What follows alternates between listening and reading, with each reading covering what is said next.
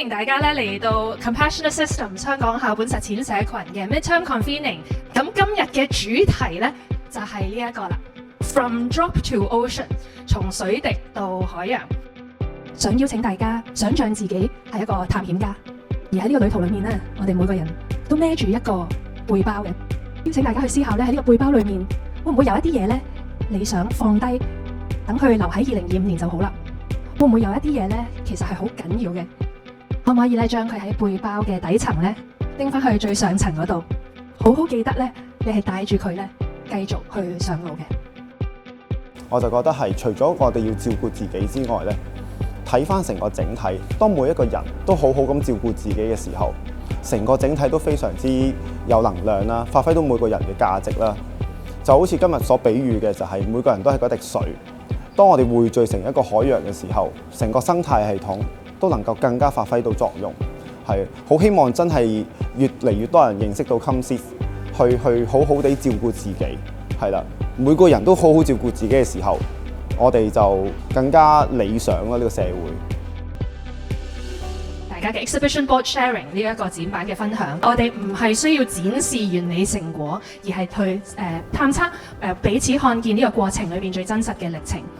可能當我哋分享一啲困惑嘅時候咧，當一啲嘅混亂嘅時候，可能係另外一間學校嘅老師嘅一啲養分、一啲嘅突破口。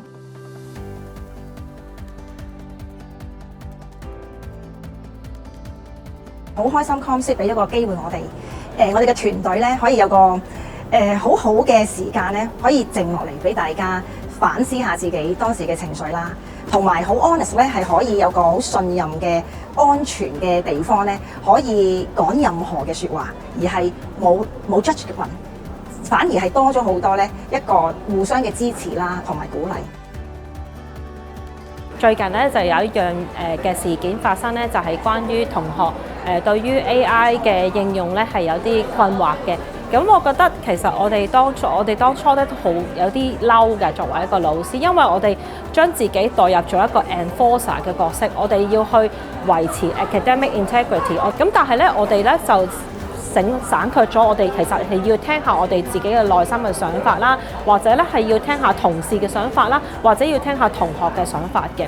咁我哋咧就係運用Iceberg 嘅呢個嘅 tool 咧，就去幫助我哋咧係去嘗試咧去更加聆聽唔同嘅人嘅 perspective 咧，令到我哋係其實可以有一個更加清晰嘅方向嘅。見到一啲表徵嘅時候，就用多啲唔同嘅方法，慢慢地去 deep down 去睇下嗰個問題嘅症結。喺study group 裏邊，我哋其實由建立一個 connection， 去到而家開始共同咧有一個共同嘅方向，去大家都想為學校嘅一啲問題去尋找一啲我哋叫做共同嘅synchronize 嘅一啲value啊同埋 direction 嘅時候，我覺得其實呢個過程係好值得我哋去繼續去一齊行啦。頭先嘅所有分組嘅討論當中咧，如果你假設好似一個報章嘅頭版嘅嗰個頭條嘅話，究竟會係一個咩嘅標題呢？ Building resilience through student leadership, embracing the courage to try。咁我哋呢一組個 headline 咧就係 We are listening。我哋呢組咧就係話停一停，逗號，奢侈但珍貴。咁我哋嘅頭條就係覺察自省，連結你我同埋共創新機嘅。我哋嗰組嘅頭條就係 To think but not to wait and take。做一個秘密嘅選擇，就係你心裏面咧去揀呢個圓圈中嘅兩個人。咁而個遊戲嘅玩法咧，就係當我話開始嘅時候咧，你需要移動你嘅位置咧，等你同 A 君同 B 君咧係形成一個等邊嘅三角形。我將會移動一個人，或者係移動一個人啫。然後當我話開始咧，請大家咧就去跟從頭先嘅呢個三角形原則，照係用翻個 A 君同 B 君，然後去作出調整啊。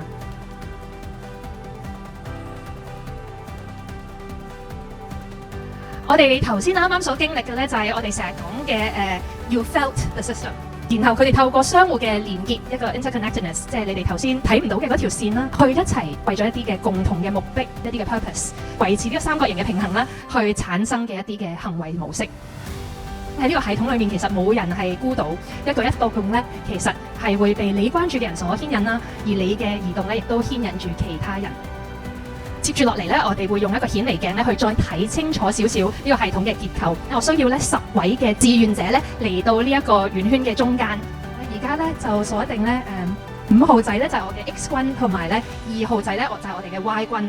咁接住落嚟咧，我就會做2 round 啦。咁就係同頭先一樣，我所去做嘅咧，我第一 round 咧就係我純粹喺大家靜止底下移動5號仔。第二 round 咧就係喺大家靜止底下咧移動2號仔。大家觀察完咧，不如去嘗試預測下我喐5號仔同喐2號仔嘅差別係啲咩咧？呢一個 X 號咧就係呢一個我哋如果用系統思考裡面嘅嗰個概念咧，就係一個low leverage point， 一個低嘅槓桿點，因為最少人咧係根據佢嚟去移動嘅。我哋成日都話啦，其實structure shapes behaviour， 結構決定行為。如果我哋回顧下頭先嘅遊戲咧，其實每個人都想停低揾到平衡點，但係每個人都被一啲嘅睇唔到嘅線連結住。而只要嗰啲結構當中嘅一啲關鍵點咧一喐咧，就好似身不由己，必須要跟住移動。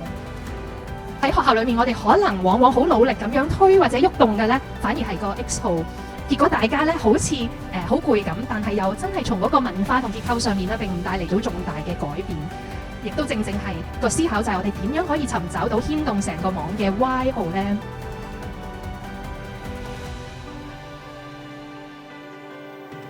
？Jacob 嘅學校咧叫做 Dulwich College Singapore， 已經喺實踐嘅路上咧行咗5年5 years。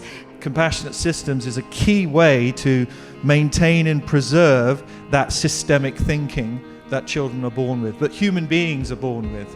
Because if we look around us at the world, a lot of the system problems that we see out there, climate change, mental health decline, a lot of it is because we've lost the ability to think with that systems thinking lens. I'm the head of the 3 schools in the college there. So in theory, I have all the power, right? I could just go there and say, we're all compassionate systems, let's go for it. No. I had already learned that compassionate systems cannot be implemented by a leader. It needs to be grown from the ground up, from teachers. Teachers seeing what an impact it has with students. We grow it with the teachers. We also have student leaders who advocate for it in the community. But the parents were the last piece. The parents then speak to other parents, they speak to their own children, and that's where you really get significant growth and development. Every child in the school has a check-in, a daily check-in.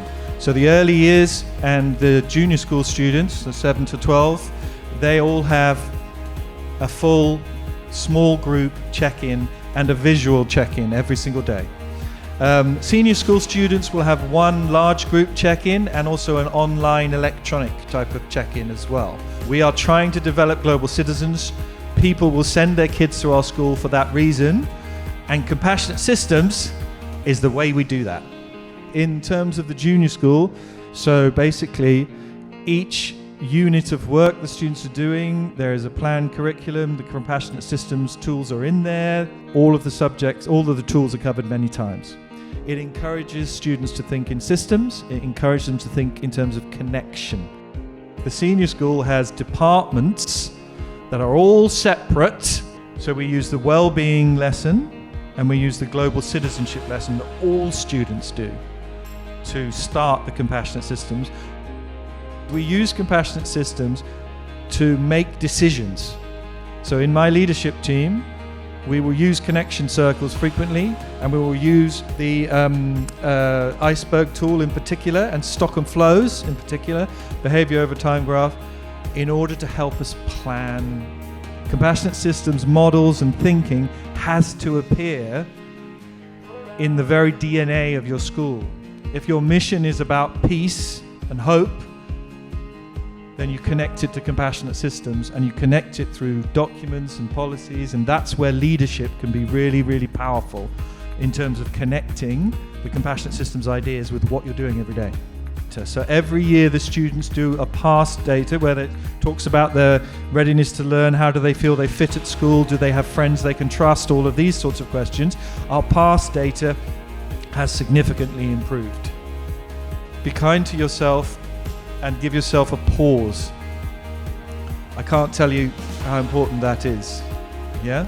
How important that is for all of us to give ourselves a little bit of space and time to reflect and not always be doing, to sometimes just be being. 邀請大家咧去望一望呢一個 development compass，我哋咧就將呢3個 application area 咧就有呢一個6個 scope 嘅一個possibility 去分享咗啦。咁想邀請大家咧喺接住落嚟嘅時間咧去思考下，其實目前自己嘅學校嘅重心喺呢3個層面度係去到邊一個範疇咧 ？You are not a drop in the ocean, you are the entire ocean in a drop。我哋唔好等系統去改變，因為我哋本身就係系統。文化作為一個學校嘅文化，唔係喺個牆上，唔係喺個文件度，而係喺你同彼此同事之間嘅每一個對話，每一個眼神嘅接觸。所以 the micro is also the macro and the macro is in the micro。當你內在嘅呢個水滴可以產生變化嘅時候，有更多嘅慈悲、更多嘅覺察、更多嘅連結，你所身處嘅海洋就已經會不一樣。